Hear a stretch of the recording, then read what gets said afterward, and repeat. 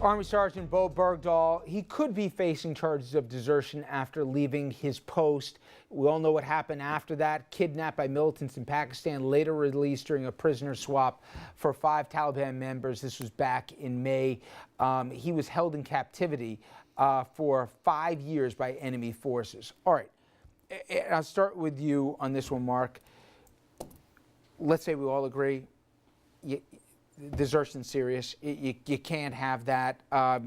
But does what happened next matter when you apply, in this case, military law? Do you sometimes need to make examples here?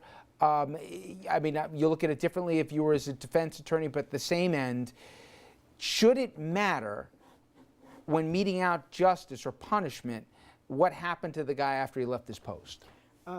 In the abstract, I don't think it should matter, and you know, I've had experience in 2 military trials in the past year, and notwithstanding all the media scrutiny and the pressure that's come from the administration on down, I find that it's a more honest justice process than we have in the civilian world, and that the defense actually gets more process.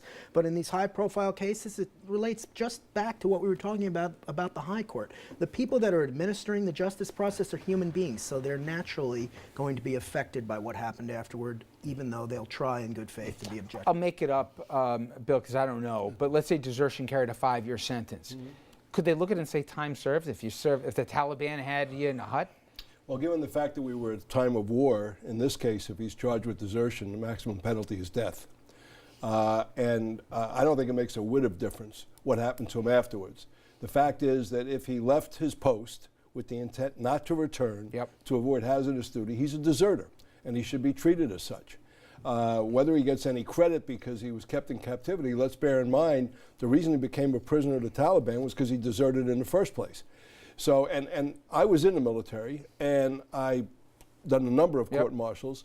Unless things have changed dramatically, I think that the military justice system is a kangaroo court. Oh, do you? Yeah, and the reason for that is because the way it's comprised is the commanding officer is the one that files the charges. He's the one that appoints the people who serve on the court. He's the one who writes their efficiency reports. So if he files charges and then they come back with a result that he doesn't agree on or that he's not happy about, he basically can put a dent in their career simply by writing a negative efficiency report. But in this case, it's real simple. It's black and white to me.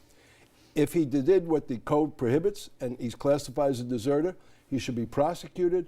If you want to offer mitigation because he had a horrible 5 years as a prisoner, okay, but it's not going to fall in a very sympathetic ear with me. I agree entirely, and I think it's really all about the sentence. I mean, and you have things tugging in every way here. You're absolutely right. The fact that he was in captivity was a result of his own desertion.